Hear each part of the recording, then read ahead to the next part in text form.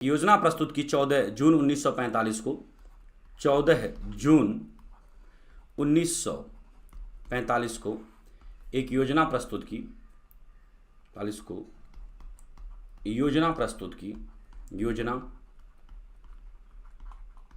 प्रस्तुत की जिसे वेवल योजना, वेवल योजना या वेवल प्लान के नाम से जाना जाता है, के नाम से जाना जाता है। ठीक है। इस समय भारत सचिव कौन था? इस समय भारत सचिव कौन था यह भी ध्यान रखिएगा। इस समय भारत सचिव आमरी थे। तो आमरी के, ठीक है, आमरी के सहयोग से इसने जो है एक प्लान प्रस्तुत किया, एक योजना प्रस्तुत की, और जिसको आप देखेंगे कि बेबल योजना के रूप में जाना जाता है। बेबल योजना की कई सारी महत्वपूर्ण बातें हैं जिसको आपको जानना जरूरी है, पॉइंट आउट कर लीजिएगा। प्रमुख बिंदु क्या थे इस योजना के? प्रमुख बिंदु, प्रमुख बिंदु, प्रमुख बिंदु, पहला पॉइंट लिखिएगा, वायसराय की कार्यकारिणी परिषद का गठन। वायसराय की कार्यकारिणी परिषद का गठन। ठीक है। जिनमें, जो वायसराय की कार्यकारिणी परिषद का गठन होगा, जिनमें वायसराय प्लस, ध्यान रखिए, प्लस कमांडर इन चीफ को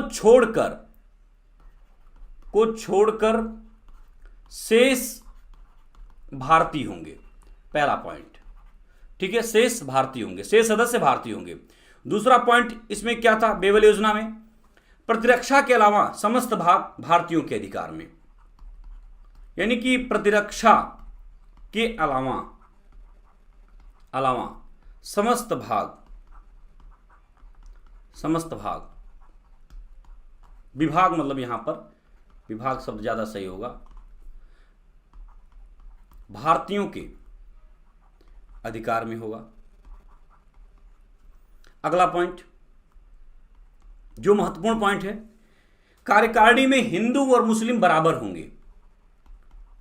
कार्यकारिणी में हिंदू और मुस्लिम बराबर होंगे। अगला पॉइंट, युद्ध समाप्त होने के बाद भारतीय स्वयं ही अपना संविधान बनाएंगे। बातें तो अच्छी अच्छी कर रहे हैं।